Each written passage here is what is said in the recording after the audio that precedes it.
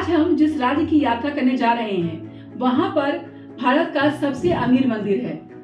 ये राज्य समुद्र से घिरा हुआ है। यहाँ पर बैक वाटर और हाउस बोट का भी आनंद है जो हमें अंदर तक वो क्या कहते हैं दिल गार्डन गार्डन कर देता है। यहाँ पे चारों तरफ बस हरियाली ही हरियाली है, नेचर ही नेचर। इसीलिए तो नेचर लवर यहाँ पर जरूर आते हैं घूमने के लिए। सबसे बड़ी बात क्या है? सबसे बड़ी बात है मसाले। वह मसाले जो हमारे घर के खाने को टेस्टी और एकदम खुशबूदार बना देते हैं, वो मसाले यहीं पर पैदा होते हैं। मसालों की खान है ये जगह। और ऐसी ही बहुत सारी चीजें इस राज्य में हैं जो हमें अपनी तरफ अट्रैक्ट करती हैं। जी हाँ, हम बात कर रहे हैं केरल राज्य की। तो शुरू करते हैं अपनी केरल की यात्रा। जागो रे देखो रे दुनिया ये देखो रे। मैं किरण सिंह आपका स्वागत करती हूँ अपने चैनल किरण सिंह एजुकेशन पर। और इस वीडियो के माध्यम से आपको केरल की यात्रा तो कराऊंगी, साथ ही साथ इस वीडियो में आपको ऐसी इंफॉर्मेशन दूंगी जो पढ़ने वाले बच्चों के लिए बहुत काम आएगी। और हाँ, हम बड़ों के भी काम आएगी, क्योंकि हमें भी तो नई नई जानकारी करने का शौक है। तो प्लीज इस वीडियो को बीच से छोड़कर मत जाइएगा, पूरा वीडियो आराम से जरूर देखिएगा, तभी तो मजा आएगा केरल की यात्रा का। तो शुरू करते हैं अपनी यात्रा और जानते हैं पहले हम केरल के इतिहास के बारे में, क्योंकि किसी के बारे में जानने के लिए उसका इतिहास जानना बहुत जरूरी है। तो हमारा पहला स्टेशन है केरल हिस्ट्री। केरल की हिस्ट्री 4000 ईसा पूर्व पुरानी है। यह प्राचीन काल से ही अपने मसाले व्यापार के लिए प्रसिद्ध है। मौर्य सम्राट अशोक द्वारा 3वीं शताब्दी ईसा पूर्व के शिलालेख में केरल शब्द को पहली बार चेरस, इसका अर्थ है केरल पुत्र के रूप में दर्ज किया गया था। यहाँ के बंदरगाह प्राचीन काल से प्रयोग किए जा रहे हैं। केरल ने सदियों से चेरों, पांड्यों, राजपूतों, पुर्तगालियों, डच, अंग्रेजों और भारतीय संघ के शासन से लेकर कई राजनीतिक और सामाजिक परिवर्तन देखे हैं। 1 नवंबर 1956 को केरल को राज्य घोषित किया गया था। केरल की एक अनूठी भाषा भी है, मलयालम, जो भाषा के द्रविड़ परिवार से संबंधित है। हमारा नेक्स्ट स्टेशन है केरल ज्योग्राफी। केरल दक्षिण पश्चिम मलबार तट पर स्थित है। पश्चिम में अरब सागर और पूर्व में दक्षिणी घाट और आपस में जुड़ी हुई 44 नदियों वाले इस राज्य में बहुत सारे भौगोलिक गुण हैं। इसके आसपास के राज्य हैं कर्नाटक और तमिलनाडु, और इसके सटा हुआ है लक्षद्वीप। सबसे पहले मानसून झमाझम बारिश भी सबसे पहले केरल में ही आती है। उसके बाद ही भारत के अन्य राज्यों में बारिश होती है। यहाँ पर आपको सागवान के ये बड़े बड़े पेड़ देखने को मिलेंगे।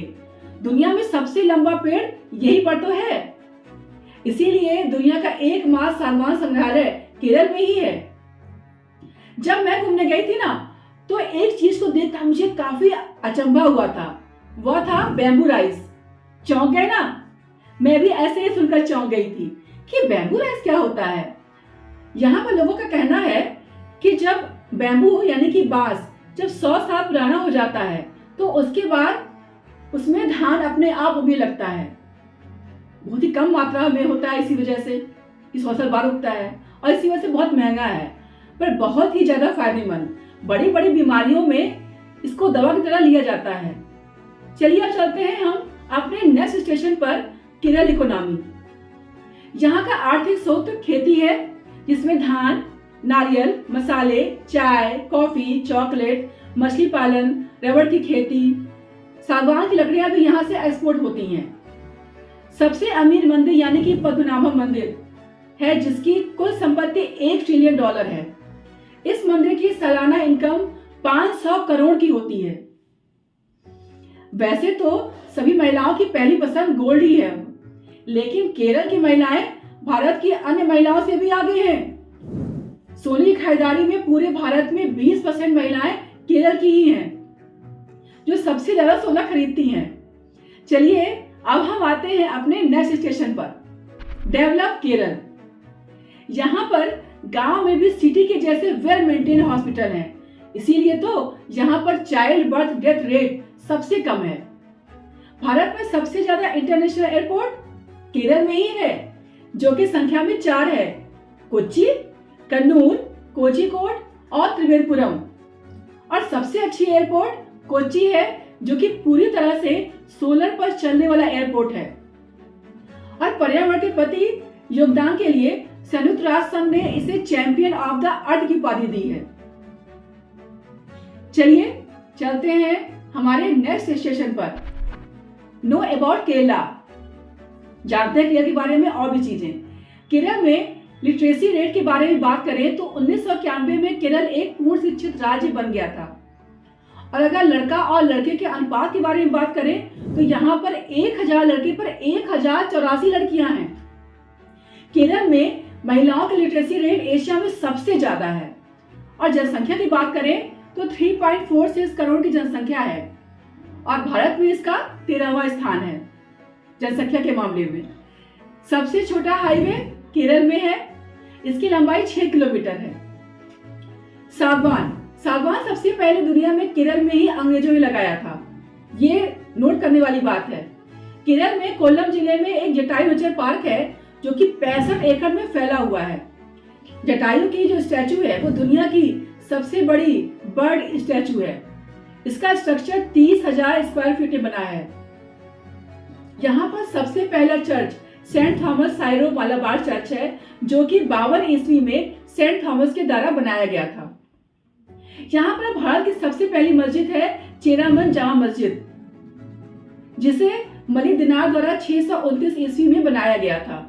यहाँ का सबसे फेमस त्योहार है ओणम। उस दिन बोट रेस का भी आयोजन किया जाता है और इस त्योहार को बहुत धूमधाम से मनाया जाता है। यहाँ की वेशभूषा के बारे में बात करें तो इसे मांडू कहते हैं। साड़ी को मंडम नेरियथम कहते हैं और पुरुष धोती पहनते हैं और उसके ऊपर तौलिए की जैसी एक चादर रखते हैं।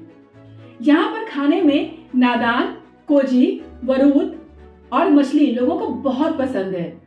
डांस के बारे में बात करें तो यहाँ का फेमस डांस है कथकली।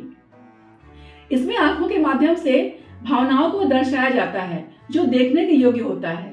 केरल में एलेप्पी जरूर घूमिएगा, जहाँ पर बैक वाटर और हाउस बोट के लिए ये शहर बहुत फेमस है।